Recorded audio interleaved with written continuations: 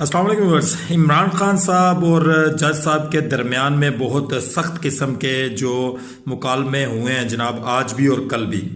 Even के ज़राए के मुताबिक तो ये भी बताया जा रहा है कि जज साहब इमरान खान साहब की आंखों में आंखें डालकर बात नहीं कर पा रहे थे और इमरान खान साहब उसको देखकर मुस्कुरा रहे थे और एक साहब को, आप समझ रहे होंगे मैं किसकी बात कर रहा हूँ, मुखातब करते हुए कह रहे थे कि जनाब आपने जो पर्ची दी है, जज साहब को चाहिए कि वो बयान कर दे, कोई मसला नहीं है, जो भी सजा सुनानी है सुना दे।